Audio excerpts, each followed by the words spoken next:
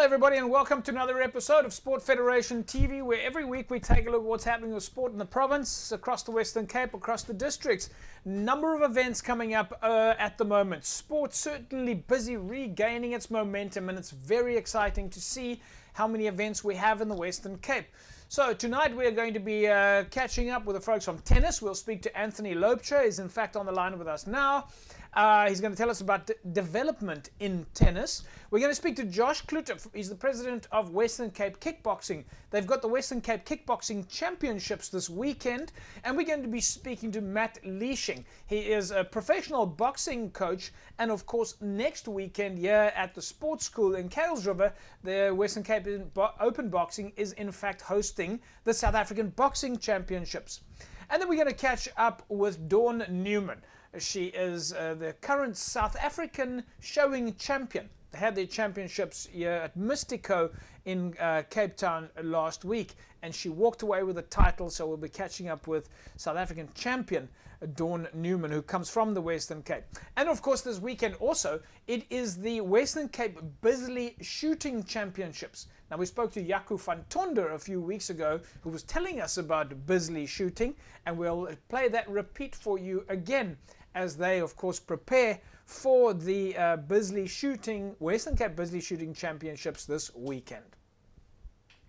But on the line with me now, Tony Laubser, the development officer for Western Cape Tennis.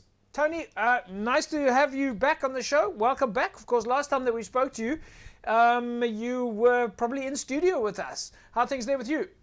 Thanks, JP. Welcome. Thanks for having me. Yeah, I think you've of course been on the show before, probably in studio more than out of the studio over the virtual lines. Fantastic to be chatting with you again. Tony, before we get the ball rolling, so to speak, maybe for the sake of the audience, for the sake of the viewers, just tell us, in the world of sport, in the world of tennis, what does a development officer do? It's different things for different people, I think, JP, and it sort of depends on how they set their job out. But I can tell you the principles that underlie our program. So our program is based largely on the Tennis South Africa program, which I had a bit of a hand in when I was on the Tennis South Africa board. But at the moment, there are basically four key principles that underlies our program. Firstly, we don't rely solely on removing talented players from their community. So we focus both on strengthening the structures within the community, as well as affording the players who have shown some application an opportunity to join others to take their skills to the next level, and that happens at our development center in Triangle Bay. We cater for the entire growth pathway. We look after the whole player, so full-time homeschool players looking after their schooling as well as their tennis.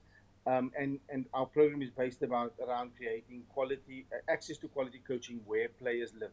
So effectively, what our program tries to do is extend access to the game to people who have difficulty getting access to the game, either through the lack of facilities or through the lack of coaching. So one of the things that people talk a lot about, especially during the time of COVID, is that it's hard to recruit members. It's hard to get sport people to join sport clubs. But of course, what we've been seeing in the last 18 months is a tremendous amount of exposure for tennis on a global level. We've seen huge success, obviously, from the likes of Lloyd Harris. Certainly on this show, we've managed to interview tons of people from tennis. You've really managed to, in South Africa, create a significant amount of awareness, a significant amount of role models that have come through the ranks. Of course, Lloyd Harris is here from Cape Town. Has that appeal, that extra awareness, has that helped you guys a little bit, maybe with piquing the interest for members who want to join tennis? Yes. Look, I think it has. I think the fact that tennis is one of the few sports, I think with golf and maybe one or two others, that has enabled people to continue playing through the COVID period for the large part. I mean, there was a time when even tennis was to shut down, and that has created a much more interest. It's. So yes, we have seen an uptick in entries for tournaments. And Yeah. we also have seen a greater interest in people joining clubs and trying to gain access to tennis at schools. Whether we were able to take advantage of that to the fullest extent, I would probably say no, because it obviously requires a great deal of resources to just Yeah. to step in and to access that potential. We need to then make sure that there are facilities, there's equipment, and there's coaching, basically. And it's not easy to just do in the blink of an eye. Well, you've certainly been top of mind. Let's put it that way. Tony, let's talk a Yeah. little bit about some of the events. You've sent some great videos and photographs through to us. We know that the development in the Western Cape for tennis is very active. You're constantly doing competitions, constantly doing academy work. Just tell us a little bit about some of the activities that you've rolled out from a development perspective in the province.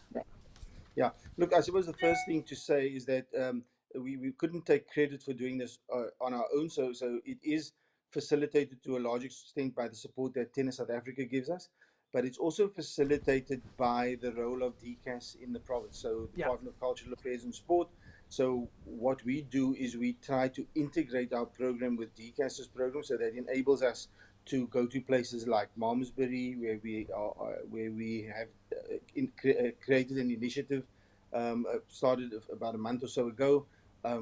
One of our members, Cliffy Swartz, is at the moment in Beaufort West, traveling Beaufort West, where he's visiting schools and starting a modified tennis initiative. What We've is it? Just trained pause about. there quickly for a second, Tony. Yeah, yeah. What is a modified tennis Yeah. tournament? So modified is just to make the game playable to people who might not have access to a court, and to people who are also starting out. So they will play on a smaller court with the mini tennis nets, with throwdown lines. They could play on the Right. tarmac. They could play on grass. So it modifies the game slightly, making it a bit more accessible. People play with lower pressure balls, so that the ball's not bouncing about their ears and is Right. not whizzing about at high speeds. And it's aimed really at the primary school players who are starting out in the game, so that they can access the game relatively easily.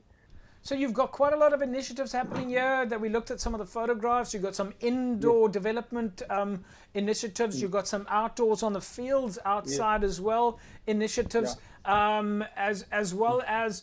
So tell us about some of the initiatives that you've got coming up. I mean, how are you guys looking towards the end of the year? Yeah, look, I mean, the big thing for us is to do sustainable initiatives. So to start things that we can sustain into the future, and so it's one thing to go out there and do an exposure camp and show people what the game is about, and maybe even take players along and do some exhibition stuff.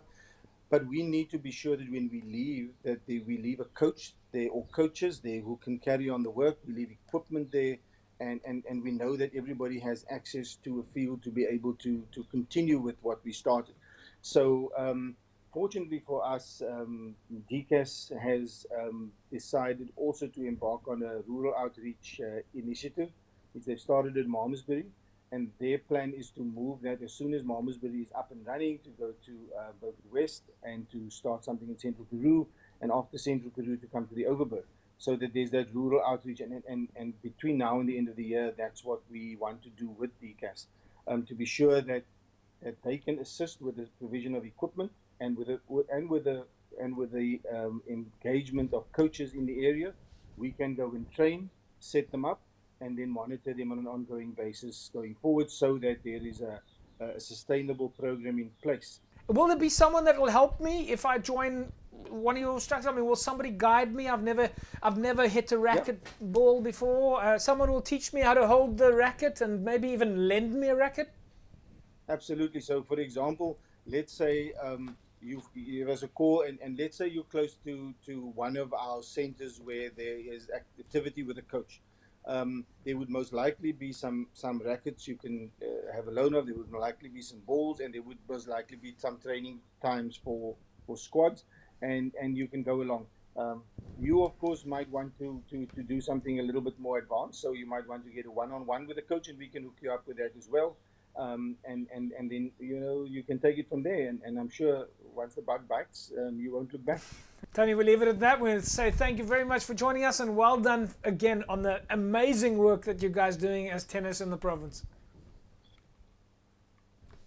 Thank you, JP, and thanks for having me. There we go, folks. Tony Laubser, Western Cape Tennis, Development Officer, and wow, tennis just does not stop. Their initiatives are absolutely fantastic. They're reaching out all over the province, very creative, and it's great to see that we have such entry-level opportunities in the world of tennis. Folks, we'll take an ad break. When we come back, we'll carry on talking about sport in the province. Back in a sec.